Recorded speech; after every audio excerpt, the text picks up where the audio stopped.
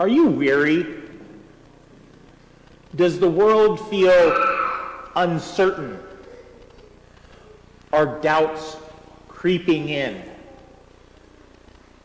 Who do you even trust?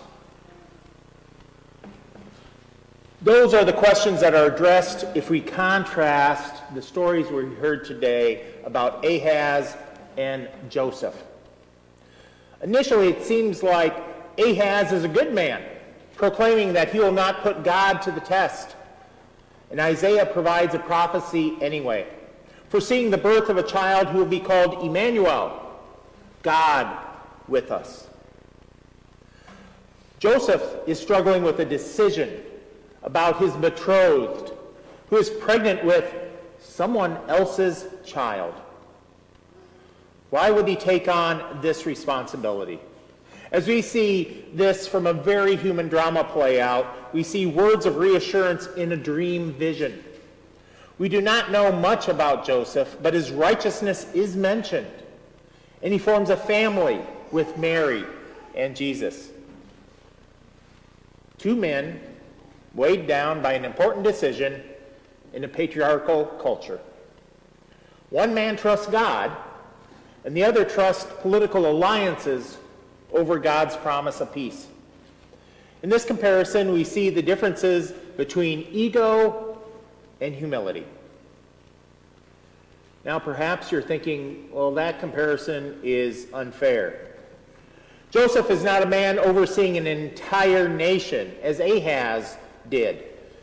But Ahaz is a young man in this, around 20 years old or so. So his biggest fault might not have been listening to his advisors, which included Isaiah.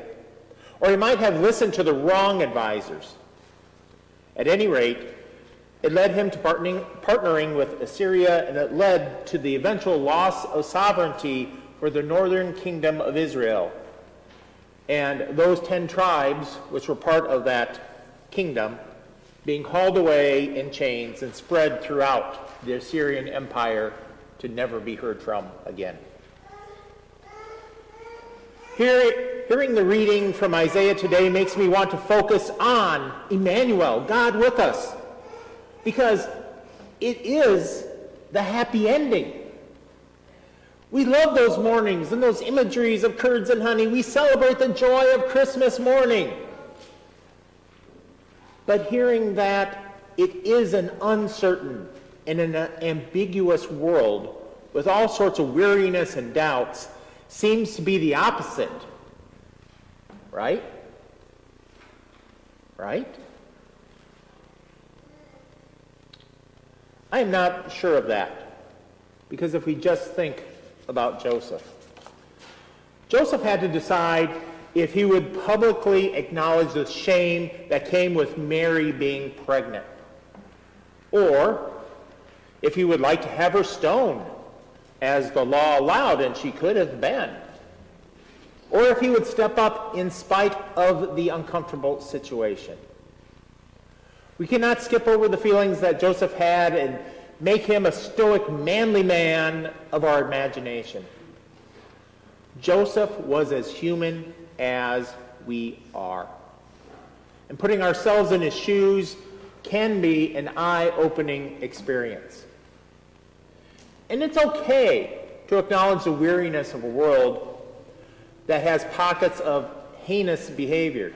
Whether we speak about the hell that is any war-torn area or the trafficking of people by powerful and amoral forces, we do not have control over many things in this world. When we do not know what to do, or when we listen to the wrong people, or we follow the advice of people who we thought were right, but then realized they were wrong. Well, it sometimes leads to consequences that cannot be reversed. And then we doubt. We doubt. And I find myself wondering about Ahaz at the end of his reign, where one bad decision after another led him down a path that became an accumulation of evil deeds, rooted in trying to destroy anything that he could touch, even going so far as attempting to sacrifice his son Hezekiah in fire. History would see him as a disastrous leader who would not listen to wise counsel, rebelled against God, and by his actions eventually led to the destruction of the northern kingdom of Israel. But today, we see a similar starting points for both Ahaz and Joseph. We look at the choices they have, and as we do, we have to look at our own choices on this fourth Sunday of Advent. Where do you see weariness? And can you, like Joseph, find the strength to carry on? In the face of the uncertainty of Mary and Joseph, can you figure out or discern the will of God to be in relationship with us in the name Emmanuel suggests? Even in the midst of our questions and, yes, even our doubts, are we ready, as we heard in the Psalms, to cry, "Restore us, O God of hosts, show the light of your face, and we shall be saved." The light of Christ is shining, and the celebration of his birth is almost here. Oh, come, let us adore him. And even though the world is uncertain, and the weariness is real, the question before us is simple. Whom will we trust?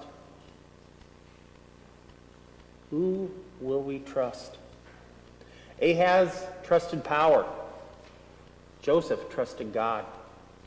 And in Joseph's trust, God came near. Emmanuel, God with us. Even with our doubts, we turn towards that light and pray. That light of Christ is almost here. It's almost here.